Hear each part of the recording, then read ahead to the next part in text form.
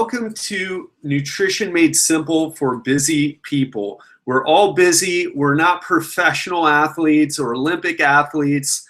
We are people who have busy lives with our families, with our businesses, with our careers, with our jobs. And we need to know how to put them into our life in a way that works, because diets suck, don't they? People are on them, off them, back on. But what if you never had to diet again? And that's what this is about. This is about improving your relationship with food, about cutting through all the marketing BS and getting you clear on what you need to do to achieve a healthier body, healthier looking, healthier feeling, and also healthier on your blood chemistry tests when you're in the doctor. And while you're here, there's so many of us that get complicated. Oh, sorry about that, guys. But so many of us, we get confused with all the misinformation out there. We get bombarded by gurus and experts telling us one way is better than another way. And this webinar is going to help clear up the confusion. That's what we're here to do. And if you have any questions, obviously ask them at the end. So let's talk about women first. Even though there's no women right on the webinar this minute, there are women in the group, and you may have a wife, a girlfriend, a mom. So I think it's really important, even for men, to understand what women go through. They're tireless caregivers. They take care of the children. They feel like they need to put everybody first, and women are usually utterly exhausted because of it.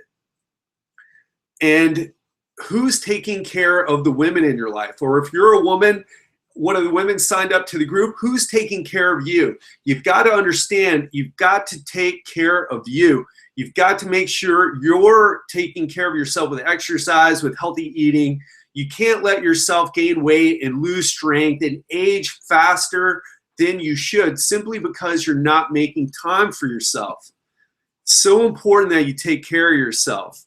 My female clients always tell me how coaching has helped them be better parents. And that brings us to our first thing: to care for others, you must care for yourself first. We sometimes like to think that what we do for others is more important than the role model, the example that we give people in our lives, including our children. I don't have children, but you give your children. So it's really important. To take care of others, you must take care of yourself, and you must put yourself a little bit first, maybe first thing in the morning, right? But you must put yourself first, put your health first. And you're not alone.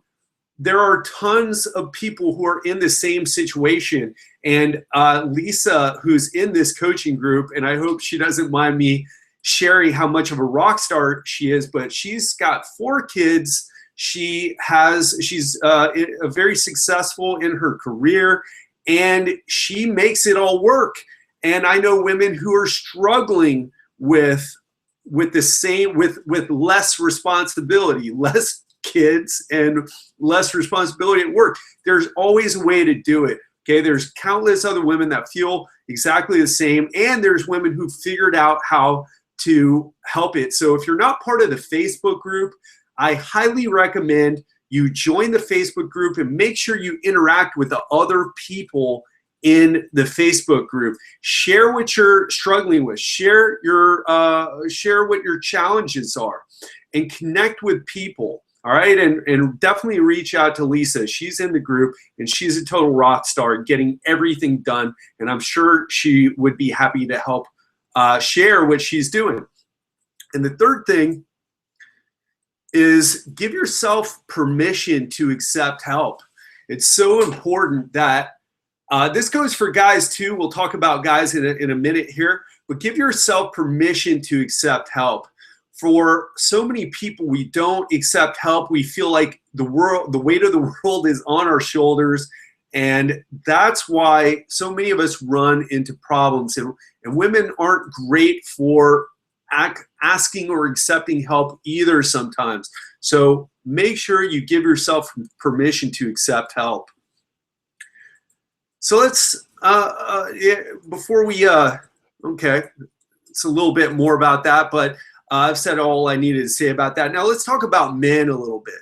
Men, the difference between us is a lot of us were either in really good shape earlier on in our lives, or we played sports earlier in our lives, and then our careers excuse me, our careers start taking off. And we took all that energy that we used to spend doing sports, working out, and put it towards our careers. And that's a good thing in many ways.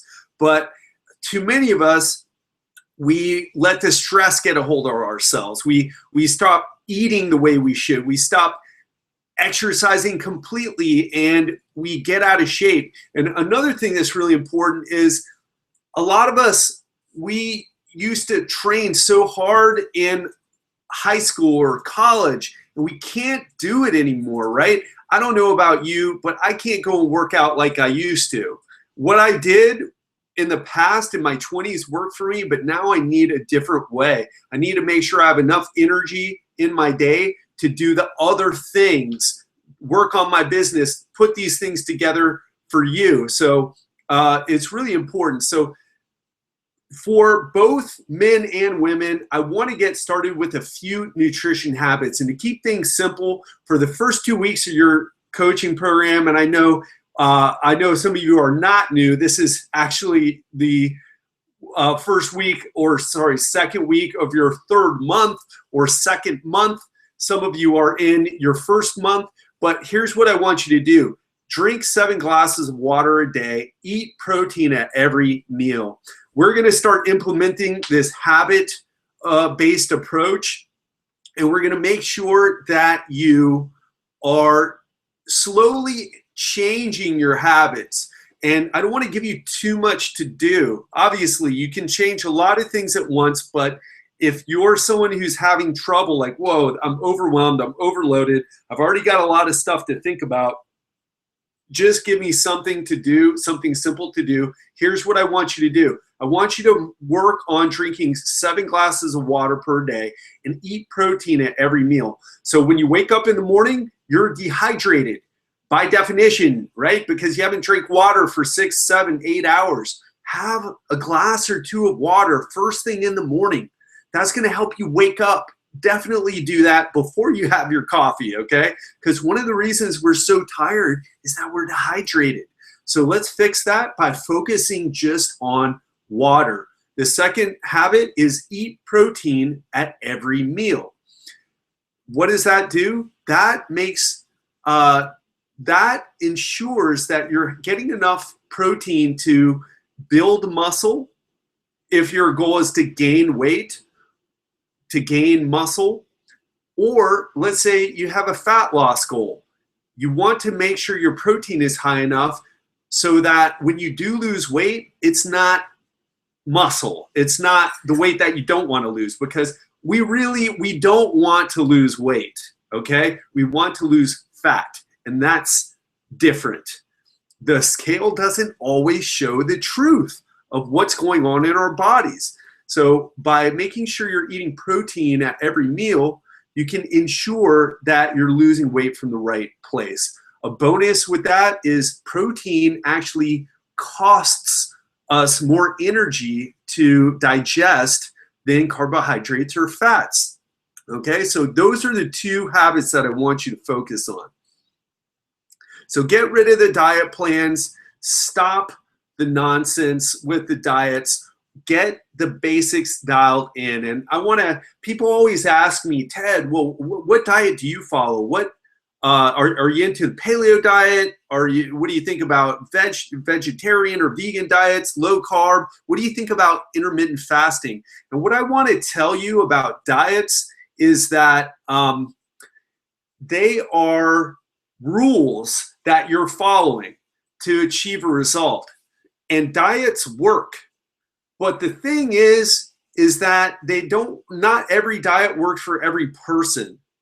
So today we're going to get into what the best diet is for you, what the best nutrition plan for you is. And I want you to understand that there is no single best diet that will work for every single person always and forever.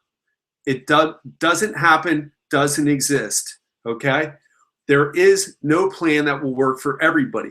And in my time of coaching people with their diets, coaching people with their eating habits, I've had to be what I call a nutrition agnostic, meaning if I now for marketing purposes, this is probably kind of bad. I should say, eat paleo. If you're not eating paleo, you're going to get diseased and you're going to be fat and you're going to be horrible and you're going to get cancer and die. But the truth is that there are many different ways to eat well to get the results that you want. And I've dealt with so many diverse people with different body types, dietary preferences. There's certain people that if you tell them to eat kale every week, they're not going to do it because they hate kale. Some people can't afford the really high quality food. Some people don't have the time to do all the things like prep all their meals, right? So it really needs to be tailored for the person. And of course, this is a group coaching situation. So we're not going to be able to be so individual. I know I've been doing my best to give you as much individual attention as possible, especially at the beginning when we first started the group. Now there's a bunch of people in the group, so we're going to have to kind of generalize things more, right? So let me tell you something. The best coaches don't actually have a single nutrition philosophy, okay? Because there's no diet that works all the time for every single person. In fact, physiologically, the human body can do well under a host of different nutritional conditions. If you want to be a vegetarian, great. If you want to eat paleo, great. But today we're going to go over, we're going to set aside the dogma, set aside what I call the nutritional zealotry. It's people treat nutrition as a religion more than they do as science. We're going to push that aside and get into what makes great diets similar and what makes them actually work, okay? Now, how can all those different diets work? How can someone lose weight on a low-fat diet and also lose weight on a low-carb diet? Why does all that work, right? Why do all these approaches work? And I want you to pay special attention to this portion because too many people think that it's the hype that's really getting it to work. It's like, oh, I went low carb, I lost all this weight. Oh, I cut the fat out of my diet and I lost all this weight. We're going to get into what it really comes down to. Okay, what everything has in common, every diet has in common. And the truth is, those diets that get results, they're not as different as you might think. Most effective nutrition programs are more similar than different. Even paleo and vegetarianism. All right, and we'll see that right now. So let's get into 5 principles of a successful nutrition plan. And the first one is that they raise nutrition awareness and attention. So everybody wants to talk about the proteins, carbs, and fats, what to eat more of, what to avoid. But research is now showing that simply paying better attention to what you eat is a key factor in whether you'll lose fat and improve your health. So just saying, oh, well, I know that these green leafy charred vegetables here, the rainbow chard that's pictured, that's a good thing for me to eat because it's green leafy vegetables. It's deeply colored. It's full of nutrients. So that education and that awareness helps people get better results simply because now they're paying attention. They focus more on food quality. Paleo low carb advocates want you to eat more natural, free range, animal based foods that are higher in protein, higher in fat, and are minimally processed. Vegan and high carb advocates want you to eat more natural plant-based foods that are high in fiber, antioxidants, and are minimally processed. See what's in common there? In fact, there's very few, there are no diets that are really like, hey, go eat a bunch of junk food. There's no junk food diet. There is some guy who lost some weight on the Twinkie diet, a professor of nutrition, to show that, you know, he could lose weight simply by cutting calories. But that was a short-term thing, and it was to make a point that, and something that we'll get into, is the amount of food that you eat matters, regardless of whether it's been blessed by a Tibetan monk up in the Himalayan mountains, or if it's just, you know, some processed garbage that you got at the convenience store. So food quality matters. And they help eliminate nutritional deficiencies. So many issues happen because we're not getting enough protein. We're not getting enough vitamins and minerals. We're not getting enough essential fatty acids. We're not getting enough water. It's so important, especially the processed foods. The nutrients have been stripped out during the processing of the foods, right? And a lot of us, especially here in the US, now I know we have some people from Europe and Australia and other places in the group, but I'm sure it's at least similar there. But here in the US, it's a huge issue with processed food. We just want to stay away from processed food. We want to eat more nutrient-dense food. And the beauty of nutrient-dense foods, like the rainbow chard that's pictured there, is that they typically have less calories. Okay, and to take it to another level, we're not so great. The human digestive system isn't so great of unpacking all the calories, all the energy in natural food, in unprocessed food. And processed food, you actually get more of the calories because it's all cut up and easy to digest and assimilate. So anyway, I kind of went off on a tangent there, but good nutrition helps you eliminate nutrient deficiencies. They help control appetite and food intake. And I'll ask you something. I mean, well, let me get into this. When we're more aware of what we're eating, choose more satisfying, higher quality foods, and eliminate nutrient deficiencies, we almost always end up feeling more satisfied, and we almost always eat less food. We lose fat, gain lean muscle, and perform better. And notice that you didn't have to count any calories. Now, we won't be counting calories. I think it's unnecessary. I personally don't count calories, although it's something I may get into eventually, just to experiment a little bit. But focusing on food awareness and food quality is usually enough for people to tune into their own hunger and appetite. And that means calorie control without the math. It also means more sustainability, since calorie counting has a shelf life. Nobody does it forever. Who wants to do math forever? I mean, reminds me of college and high school. You know, who wants to spend that time doing the math? I mean, we want to spend time doing other things. Again, calorie counting can be beneficial, but before that, I want you to focus on the basics. So let's get into the fifth thing here. They promote regular exercise. And something I've said recently that was kind of controversial is that when someone says it's 80% diet, 20% exercise, that's 100% bullshit. Okay? It's 100% bullshit. There is nobody who's ever ended up looking exactly the way they wanted if they wanted, you know, if they had a lean, muscular body in mind.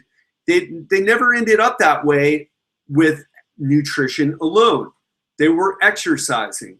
We know we need to exercise, okay? And when you start paying attention to your eating, people usually start thinking about physical activity too. In fact, every camp recommends regular exercise. Every diet camp, every nutritional religion, every nutrition philosophy recommends exercise.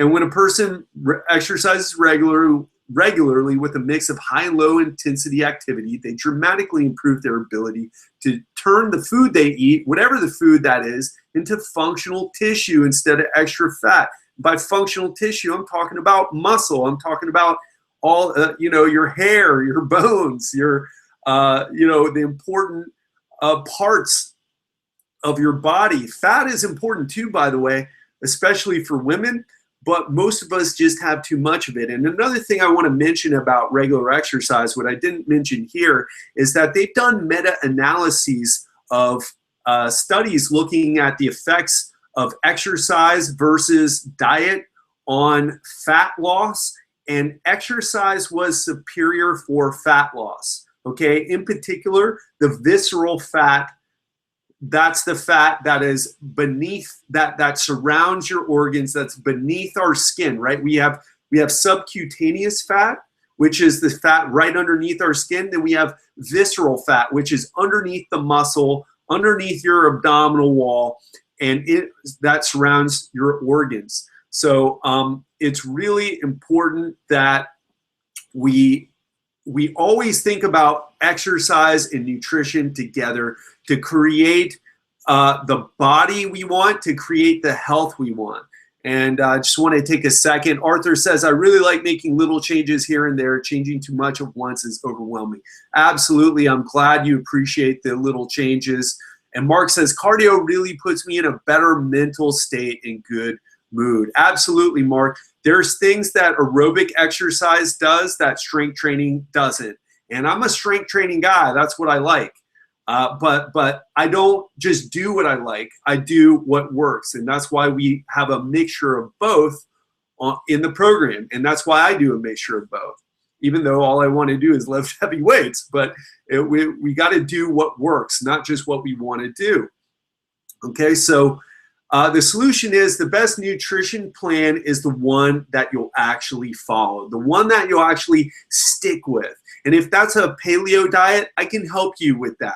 Okay, if you're vegan or vegetarian, I can help you with that, right?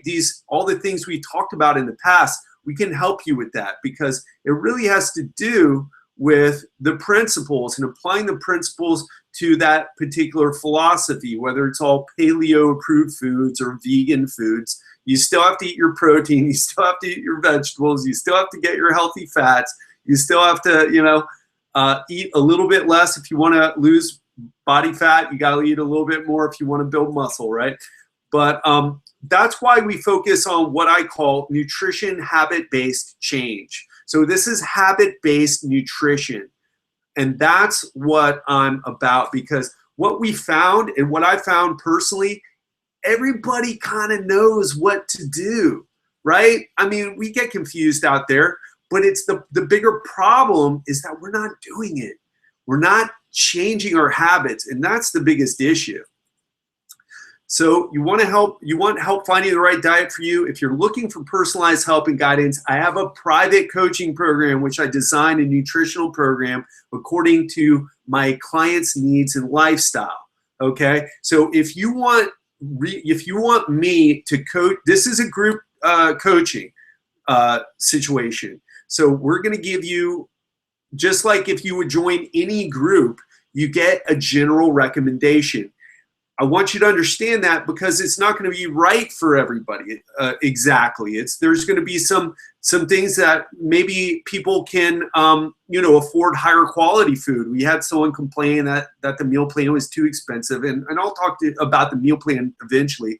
And some people that it took too much time. So that's okay. But we're doing our best and we're tweaking it. But if you want something that's perfectly right for you, you need to sign up for one-on-one coaching. And that's not a pitch, that's just the truth, okay? So if you want one-on-one, you've got to pay for it. But in the group, we're going to do our best to accommodate everyone in the group. And by the way, don't worry. If you follow the nutrition advice in this course, you'll do better than 80% of people. I would even argue more than 80% of people, okay? Because at least in the US, because people are doing so poorly with their nutrition. So let's get into eating right. 5 ways to fit healthy into your busy life, because that's what it's all about, right? And the first one is forget counting calories.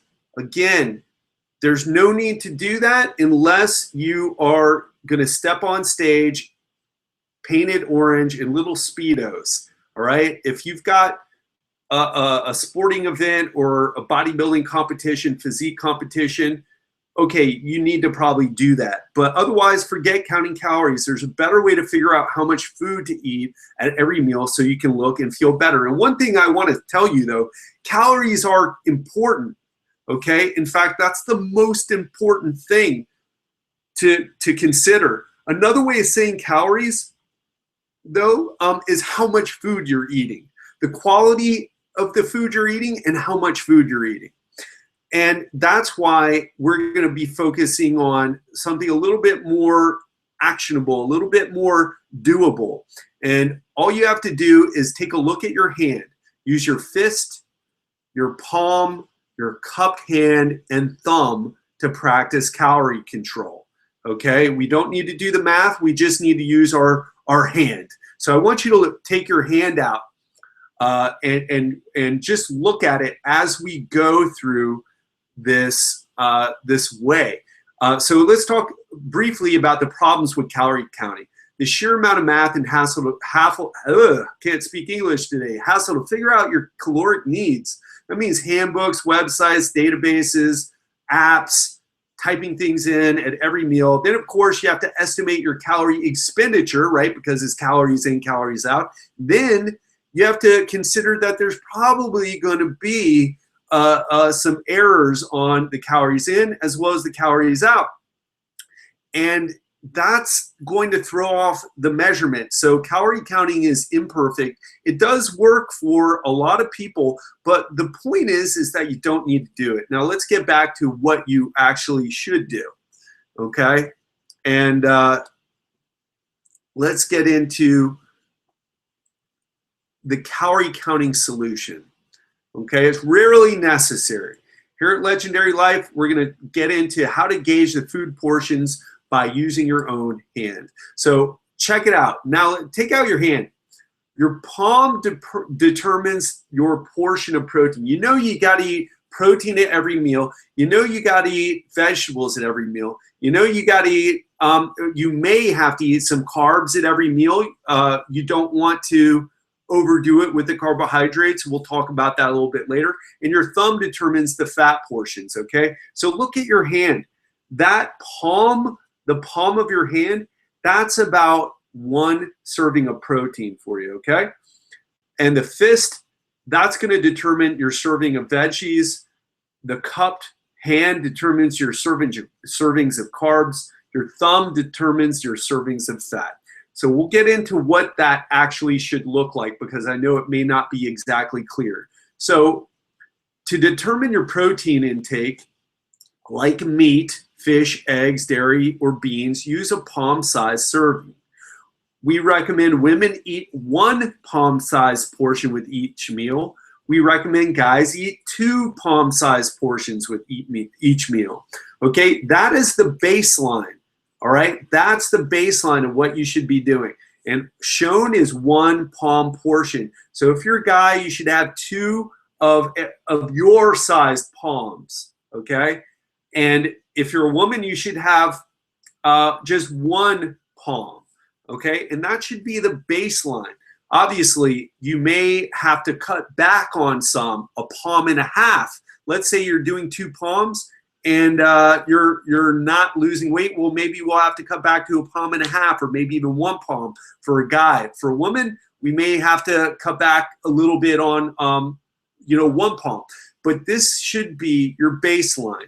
So make sure you're doing this. Every meal that you have, look at your palm, look at the protein on the plate and say, if you're a man, do you have 2 palms? If you're a woman, do you have 1 palm of protein, okay? And what I mean palm is the size and also the thickness.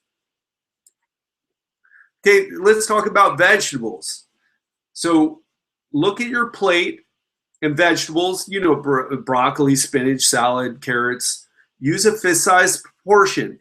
And women should have about 1 fist-sized portion of vegetables with each meal. Guys should have 2 fist-sized portions of vegetables with each meal.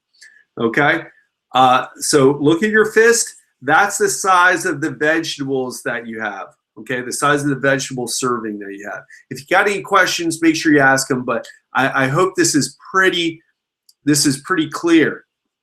So your carbohydrate intake, your starchy carbs, the things like grains, starches, and fruits, use a cupped hand to determine your serving size. And again, we recommend women have 1 cupped hand-sized portion of carbohydrates with most meals. We recommend guys eat 2 cupped hand-sized portion with carbohydrates with most meals. Okay. Now, one thing I want you to keep in mind is this is a little bit different than what we said with the My Plate, right? With that plate, and we'll get into that later. And I want to also say this isn't an exact science. Like I said about the calorie counting, there's a 25% error on each side of the equation. So none of this is an exact science. If you have quite a bit of fat to lose, then you may want to cut back on this portion. Not that carbs are anything special, but they tend to lead to overeating more than the others. I don't know anybody who's said, wow, I just need a double serving of that boiled spinach, or I just need another serving of that. Or even with steak, sometimes, well, actually, I sometimes go back for seconds. But with carbohydrates, I mean, mashed potatoes, French fries, rice. It's just so easy because they're so calorie dense. So you may want to make sure you either stick with fruit and cut back on the grains and bread and those types of things and stick with fruit, or you may want to cut back on this altogether. And we'll talk a little bit more about that later. Let's go into the thumb size portion for fats. Now this could be for fat dense foods like oils, butters, nuts, and seeds. Use your entire thumb to determine the serving size. So for women, eat about 1 thumb-sized portion of fats with most meals. We recommend guys eat 2 thumb-sized portions of fats with most meals. Now this could be in nuts and seeds. It could be salad dressing. It could be that would be about 2 tablespoons of olive oil if you were the guy, or 1 tablespoon of olive oil if you were a woman. Or it could be a thumb-sized portion of nuts, some thumb-sized portion of peanut butter, etc. So that's how I want you to start thinking about things, okay? I want you to think about, this is how my plate should look. The 2 palm-sized portions of protein, 2 fist-sized servings of veggies, 2 cupped hands of maybe some fruit, especially on post-workout days, and 2 thumb-sized portions of nuts, of healthy fats of some sort, nuts, olive oil, salad dressing, etc. Okay, and if you're a woman, it's 1 of those.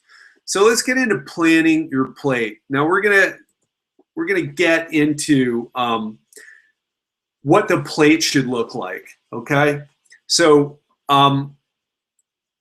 anytime meals. Forget about counting calories. Here's how your plate should look. So let's take what we just went over and put it into and picture it on an actual plate.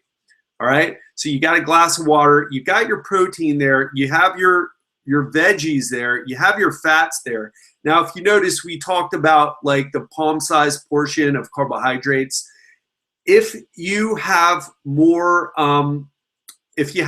fat to lose, you should stick with these types of plates right here, okay? If you have quite a bit of fat to lose, you should stick with these types of plates. So instead of having the 2 cupped hand portions, sorry, of starches or fruits, maybe have a 1/3 fist of veggies. Maybe make it look like this, okay, and cut back. And by the way, this is not necessarily low carb, right? Vegetables have plenty of carbs in them. All right, so I just want you to think about that. So here are some other bonuses. take 20 minutes to eat a meal and stop when you're 80% full. Okay, why 20 minutes? Because it takes that long for your brain to register that you're finally full. I don't know about you, but I used to inhale my food. People used to make fun of me, right? That they'd say that I, ate like I was in prison, in a prison cafeteria. And I was just like, I didn't think about it. And a lot of us who are stressed, busy, we don't think about it. Food, eating is something we have to do and get it out of the way. So what we do is we eat really quick. And then if you notice, it takes 20 minutes for your brain, the rest of you to register, oh, you're full, you don't need to eat more. So take your time, chew your food, take 20 minutes. And if you're still hungry after 20 minutes, then consider having something a little bit extra, okay? But make sure that you take a full 20 minutes before you go back for seconds. Focus on eating extra vegetables when you're hungry. It's so easy instead to reach for something like, oh, well, more mashed potatoes or French fries or whatever you have available. Focus on eating extra vegetables if you're hungry. Here's the thing. This is a big disconnect for people, by the way. It's not really, our brains, our stomachs really respond to the volume of food. It's not the calories. We just scientifically have figured out, oh, this is why I get fat. This is why I build muscle. This is why, the calories are behind all this thing. But it's not the calories that our brain registers. It's the amount of food. I mean, let me ask you this. I don't know about you, but I could down an entire bag of potato chips. And I'm not talking about the small single serving size. I can easily crush an entire big bag of potato chips because you're just hungry and you keep eating, right? It just doesn't satisfy you. However, I can't eat like 3 pounds of steak or 2 pounds of steak. I mean, 1 pound of steak, that's quite a bit of steak, right? And it's something that's hard to overeat because your body registers it as full. So what I want you to do is focus on eating extra vegetables. Another thing that can be beneficial here is having a little bit of fruit, even if your goal is fat loss. Okay, and I want to talk a little bit at the end about why you don't want to drastically cut the amount of food that you're eating if fat loss is a goal of yours. So again, choose mostly whole foods, use the highest quality food available, and here's something you can do to cut calories without counting calories. Use a smaller plate, okay? Use a smaller plate. So that's an anytime meal. Now for people who are looking to build more muscle, people who really want to focus on building the most amount of muscle that they can, this is what your post-workout meals should look like.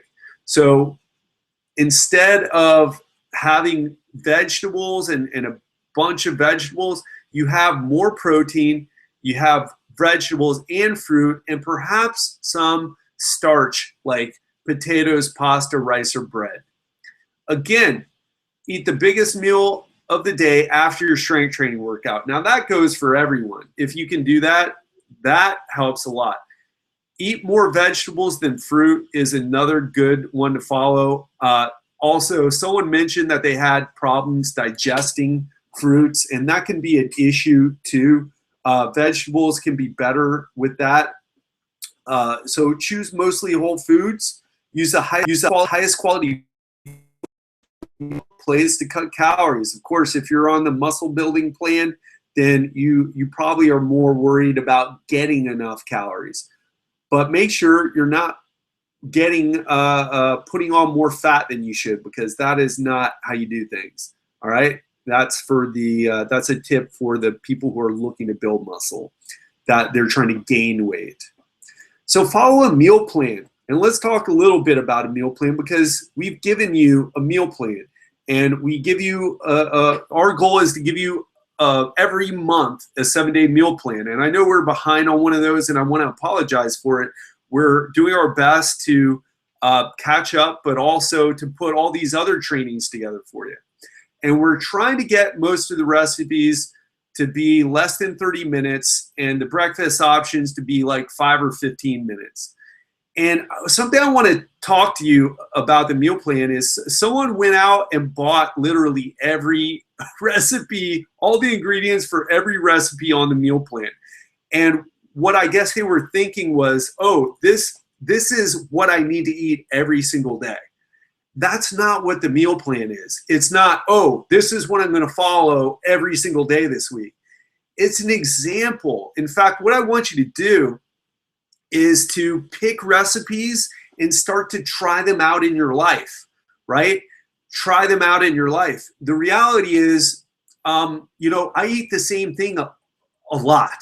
We repeat meals a lot. If you follow me on Instagram or Facebook, you see I do a lot of stir fries and they look similar. I'm not doing a different stir fry every single day out of the week, okay?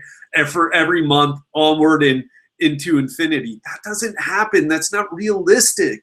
And it's not realistic for you to take a 7-day meal plan and to buy all the ingredients and to do all the recipes. I do respect your effort and your determination, but that's not the idea. Again, start small, pick 3 recipes that you like, buy the ingredients, make it in the next week, and then repeat the following week. That's the challenge I want to give you for the next 2 weeks. And I want to see the pics of the meal. You can't send the pictures in the app, but you can post it on the Facebook group. You can send it to me in an email. I want to see you cooking the meals. I want you to share it. Share it on your Facebook with other people too. It's a good way to inspire people to like, oh, wow, he's stepping up his cooking game, or she's just learned how to cook a new meal. So that's what I want you to do. I hope that clears up confusion about the 7-day meal plan. So here's my favorite breakfast recipe. I have this several days out of the week usually, okay? Several days out of the week. I'm not cooking something elaborate every single morning. It's not like that here in my house. I eat this a lot because it's fast, it's simple, it's good for you. It's, it's easy to kind of control the calories. I typically have a piece of fruit with it, because you may notice that it doesn't exactly match up with the plates or some of the recommendations, right? But that's okay. Sometimes we just need to do what we need to do. So leftover chicken salad. I'm loving this recipe right now. It's got fruit in it, so it is a bit carb heavy, but still, again,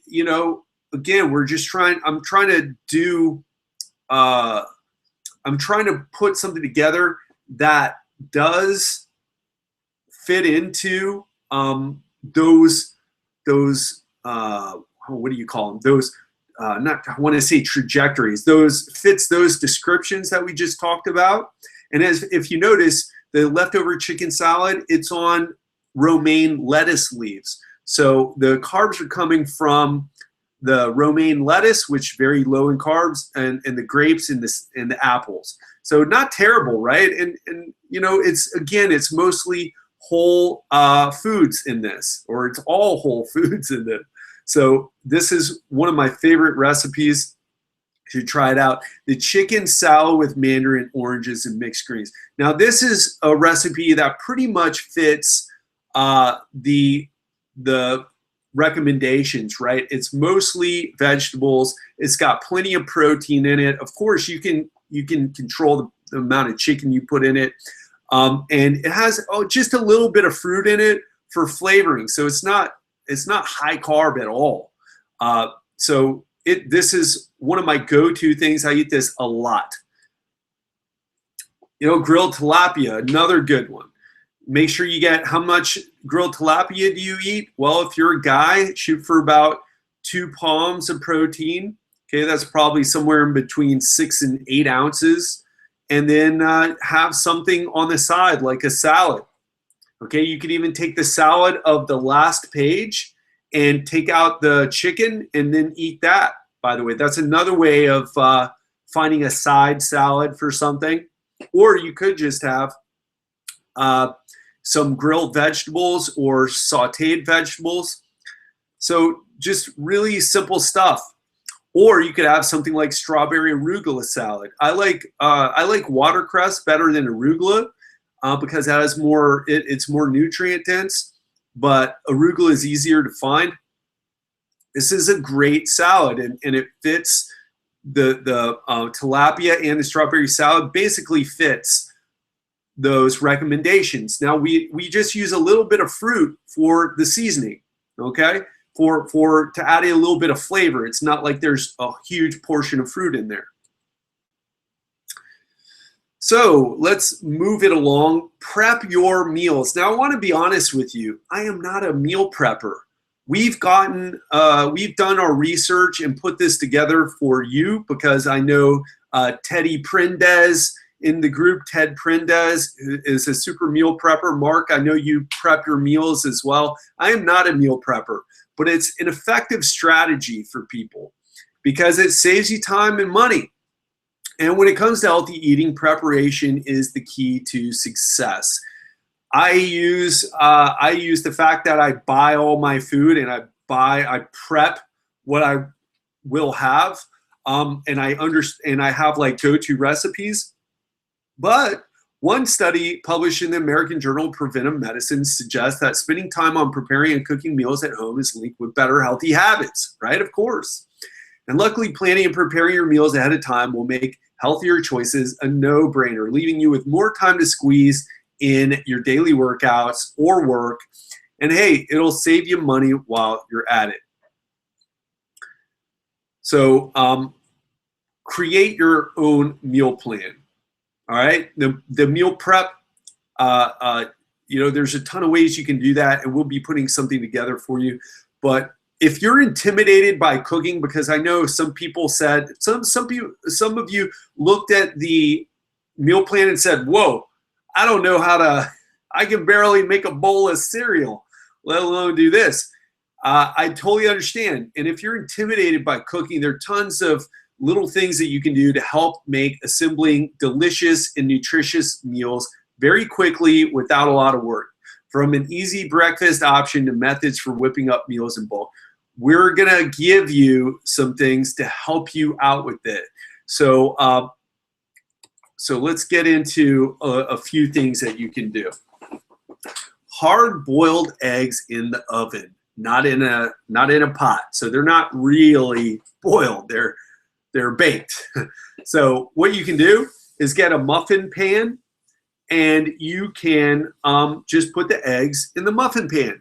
And you can usually fit up to as many muffin holes as you can, right? You can put an egg in for each of those because you can only usually fit up to maybe 5 eggs in a pot. You can make up to a dozen in one go. So boom. You've prepped your meals, you save time and money by putting this. Well, I don't know how you save money, but I just threw that in there for some reason. But you did save yourself a ton of time. And all you need to do is set the oven. And I don't have the amount. Sorry about that, guys.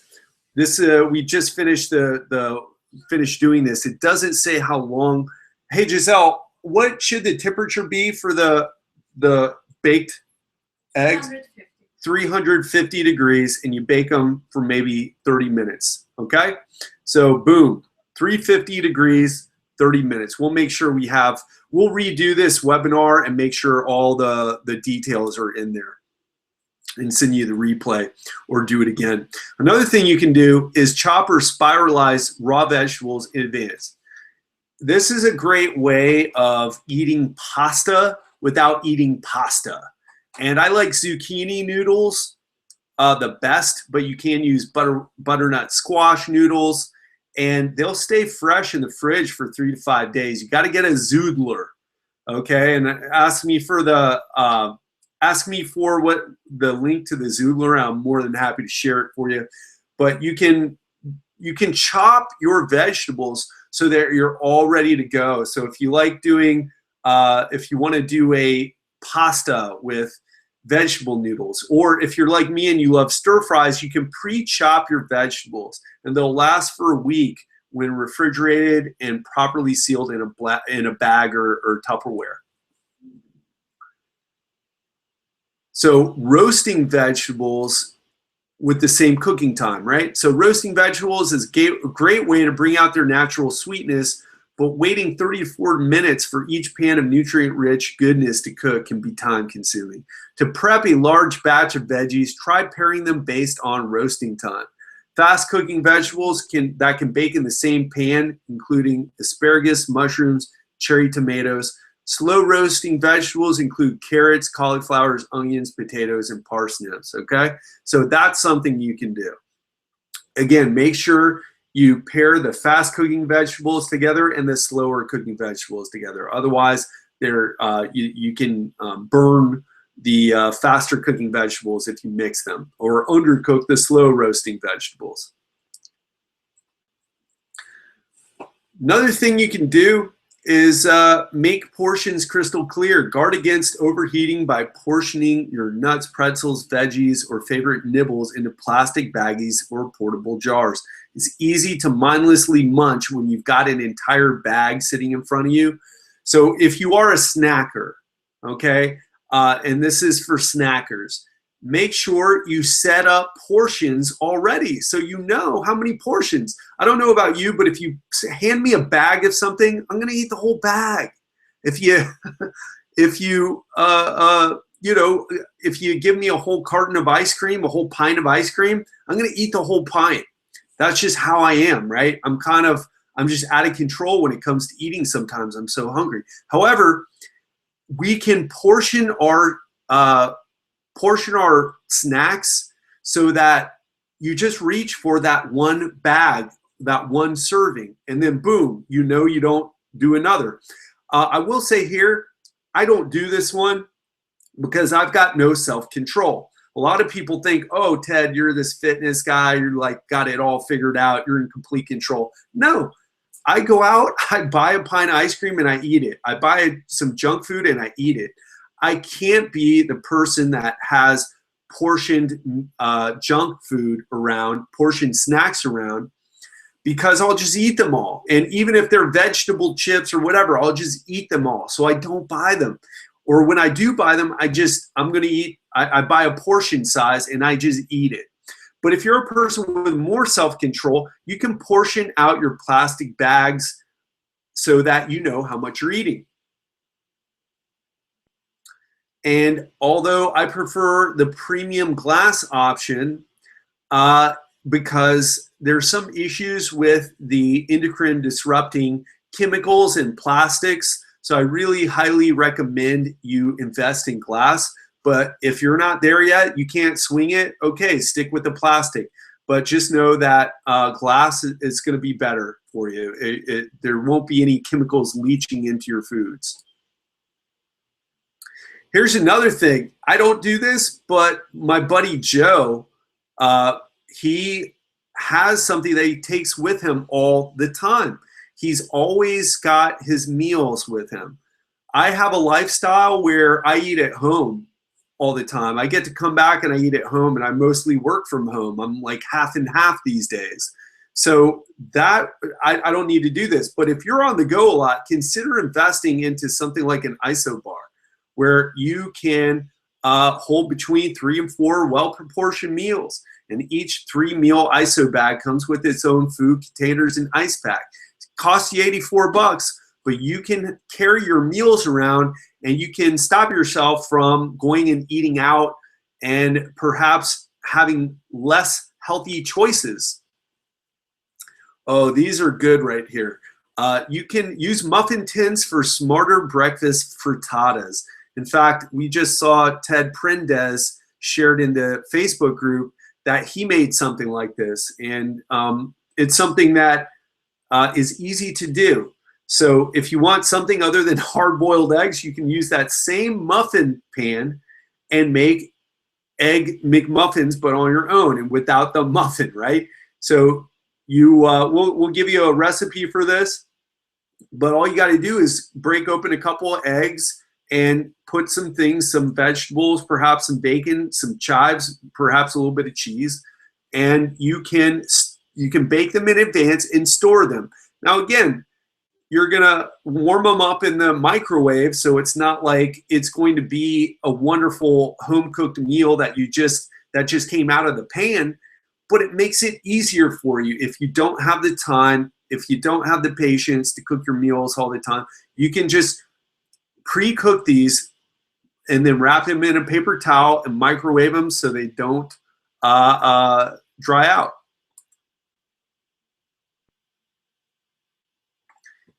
So start with small habits. Again, Arthur mentioned I really like making little changes here and there. Changing too much at once is overwhelming. I totally get that. So that's why now I don't personally do this. I try to change as much as I can, as fast as I can. But I know that's not right for everybody. And it may not be right for you. So if you're that person, start with small habits. For example, if you're trying to build muscle and you're having trouble gaining weight, you might need to add more protein or an additional meal. And what I tell people who say, if you're, let's talk about people who have issues gaining muscle. You don't see your body changing and it's been a month. What I want you to do is add a protein shake every single day. All right? Add a protein shake every single day. That's this, eat all your other meals, but add a protein shake. Now, if you're trying to lose weight, but you seem to have stalled out, you might need to cut calories even more, okay? If you've lost weight, then you've hit a plateau. You might need to cut calories even more, okay? And that's when you should start looking at getting rid of the calorie-dense foods, like maybe making all your meals, getting all your carbohydrates from vegetables, no grains, no breads, no fruit, vegetables, eating a lot of vegetables, because it's going to be harder to get in all those calories by eating vegetables, right? And by the way, you want to make sure that if you're trying to gain weight, you only add a little bit at a time. And by the way, you want to only cut a little bit of calories out if you're trying to lose weight, because our bodies don't want to change. And when you do something drastic and fast, it can lead to issues. I want to talk a little bit about that later, but just know that this is a starting point and you need to adjust your meals anytime that you hit a plateau. There's something that you need to adjust in what you're doing to start seeing results again. Okay, well, we've gotten through everything. I can't believe that only took an hour, because it seemed like a lot more information when I was going through it. So does anybody have any questions? Go ahead, type them into the chat. And while I'm waiting for you to type it in, I want to talk about something. I want to talk about fat loss, because I know the majority of people in this group are here for fat loss. Okay, and let's Carl, I see your question. I'm going to get to that next, but I want to talk about fat loss for a second. Okay, you do not want to cut your calories too drastically, but you must cut them back. Why don't you want to cut them drastically? Here's the thing. This is something that hardly anybody talks about. It's called metabolic adaptation. Our bodies are not a machine, right? Like, oh, you get 20 miles per gallon, right? Like a car. And you just always get 20 miles per gallon, maybe a little bit more if you're on the highway, a little bit less in the city, right? Because it's stop and go traffic. We're not like that. Our bodies have feedback loops. So when you start cutting calories and when you start losing weight, you actually start slowing down your metabolism. So the best way to lose weight is as slowly as possible. You should shoot for a pound or two a week, okay? A pound or two a week. That's all you should shoot for. I know that's not what anybody wants to hear. They want the big, dramatic weight loss, but you want to shoot for a pound or two a week. Keep it consistent, keep it small, make sure that you're able to keep it up. You don't want to just power through it. So Carl, great question. Should you work out on an empty stomach or not? All right. I personally work out on an empty stomach, but there's no real research that shows that it's better or worse to work out on an empty stomach. So I want to refer you back to the bigger picture parts of nutrition, meaning it's less important whether you work out on an empty stomach or not, and it's more important that you're getting all your workouts in and that you're abiding by the rules that we've already set. Eat mostly whole foods, eat protein in every meal, eat vegetables in every meal, earn your carbohydrates. So if you're on the muscle build, if you don't have some body fat to lose, if you don't have much body fat to lose, then fine, have some grains, have some starches. If you want to start to see your abs, then you need to cut back on the fruits, cut back on the starches, cut back on the grains. So what I would say to answer your question directly, Carl, is it doesn't matter. As long as you don't feel like you have an issue making progress in your workouts, then I would work out on an empty stomach, especially since fat loss is your goal, right? Because Carl, you're a strong dude. You're doing Carl can do 3 sets of 15 pull-ups, and he's at a body weight of 200 pounds. That's a strong guy. But Carl, you want to lean out. So what's more important is cutting back on the calories, and it's so easy, Carl, because it's so straightforward. Let me ask you this: if someone said, "Man, you've got to eat more calories, eat more food to gain weight, to gain more muscle," nobody would bat an eye. But everybody thinks that losing fat there's some magic or voodoo in it, right? And there is a little bit because our bodies don't want to change. But it's more important if you're following the rules.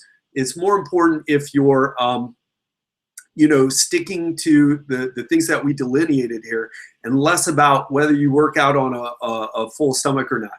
So I may be strong, but smell isn't everything. All right, Carl. That's funny, man. So to answer your question, if you can go without eating, great. Until afterwards, great. Because that's just less food that you're going to eat in general. But if you feel like you can't work out without having something in your stomach, then you may want to have a snack before. Or what I would recommend, having a protein shake before. Arthur asks, intermittent fasting, what is your opinion on this? And let me I'm going to answer it the same way I answered Carl's, although both questions are good. Carl, your question is excellent. Arthur, your question is excellent as well, especially since intermittent fasting is this big important thing that everybody, or big popular thing that everybody talks about. It really comes down to this. Intermittent fasting will not work if you're eating the same amount of food in that 8-hour period, right? If you're talking about the 8-16, which I assume that's what you're talking about, right? So it won't work for you if you're eating the same amount of food. The reason why intermittent fasting works for so many people is because they eat less. I've asked Brad Schoenfeld about the research on intermittent fasting. And in case you don't know Brad's got a PhD in exercise physiology. He does a ton of research on nutrition, on exercise. He's a guy to ask. And he said, there's nothing to suggest that there's anything special about intermittent fasting other than it gets people to eat less because they skip breakfast, right? And that makes sense. So I've experimented with intermittent fasting. Arthur, I do not like going completely without food, but what I'll do is I will have like a bulletproof coffee type of situation, except I don't have 4 tablespoons of fat in it, like Dave Asprey says, 2 tablespoons of MCT oil, 2 tablespoons of butter. What I have instead is I have about a tablespoon a teaspoon of coconut oil, a teaspoon of butter. And the reason for the butter is because it gives your body something to satiate your hunger, to get rid of your hunger. Then you can go longer without food and kind of skip an entire meal. And so that's my answer on intermittent fasting. It does not have anything special to it other than it gets people to eat less. Now, I want to, and that's for the 8-16. And the 8-16, in case you're listening, in case you don't know what that is where you go 8 hours. Let's say there's 24 hours in a day. So you spend 16 hours without food, then you eat in an 8-hour window. So for example, let's say you skip breakfast, you have lunch at noon, and you have your last meal at 8. So a lot of people say with intermittent fasting, well, you can eat as much as you want in that 8-hour period. You just can't eat anything the other 16 hours. And some people say it's the hormone, your growth hormone goes up, your adrenaline goes up, your cortisol goes up because you're in this fasting state and you're releasing energy and you're having to go on your energy stores. Brad said it doesn't seem like there's much truth to that, but it can be a way to rein in your behavior. And that's why I'm so into the habit-based. So to answer your question, if intermittent fasting works, use it, but only if you're getting results. And I want you to be results-oriented. I don't want you to think in terms of what some guru said or what Ted said or what someone said. Try it out. Are you getting results with it or not? Do you look different in the mirror or not? Can you fit into those jeans that you haven't been able to fit into in a few years or not? Is the weight on the scale shifting or not? Be results focused. I don't care what method or plan I use as long as I get results with the person. So I hope that's pretty clear. What about other questions?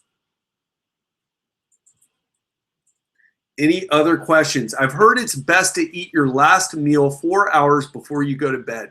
Is there any truth to this method? And Carl, it's a very good question. What you're asking about is there any truth to meal timing? Does it matter when we eat? And I want to ask you, are you a gremlin? Because I think food past midnight will turn you into anyway, that's a joke for like all the people who grew up in the 80s. But nutrient timing, there seems to be some important things that happen about when you eat, but it's very, very light. It doesn't matter that much.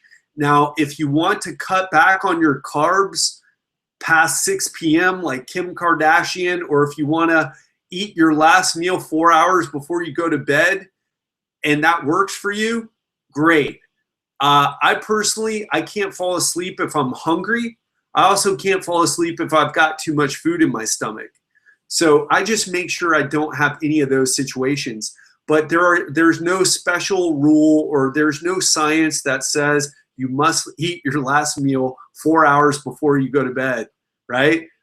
Like, you had your last meal 3 hours before you went to bed and now you've ruined your entire results. There's nothing that says that. So Arthur says, I used to cut weight for sports and got used to not eating much. That's why I asked about intermittent fasting. And again, Arthur, I would say experiment with it. But again, focus on all the basics we've shared. Eat mostly whole foods. Eat protein in every meal. Eat vegetables with every meal. Have healthy fats with every meal. If you can see your abs, then maybe throw in some grains and some fruit. If you can't see your abs, you've got some belly fat to lose, or for the women, more around your hips and buttocks area, then cut back on the fruit, the grains, simply because it's easy to overeat those foods. So that's what I would say. Clayton, Elroy, do you have any questions? Now, both of Clayton and Elroy, your goals are muscle building. So you're going to want to follow more the post-workout meals, right? You're going to want to make sure that you're eating enough protein. You want to make sure that you're eating some carbohydrates as well. Both of you guys are pretty lean, and you're going to have to work to put on the muscle. So so make sure you're eating enough. And again, if you don't see the scale going up in the right direction, or if you don't feel like you're putting on the muscle because your sleeves aren't stretching or whatever it is, then make sure you start to add another meal. Make sure you add that protein shake every day. Okay, you don't want to add 3 protein shakes a day. I got myself, I made my abs disappear by eating too much food when I was trying to gain muscle, and I put on too much body fat. So you want to do, say, a protein shake every single day, in addition to what you're already doing, if you're looking to put on more muscle. All right. But the most important thing with that, by the way, is also your exercise program. So any more questions? I think I'm out of material right now, but if you have more questions, I'm here for you. I'm here to answer them. Otherwise, we're going to wrap things up. And Clayton, Elroy, I highly suggest, if you do have questions, man, let's get it done. Let's figure it out.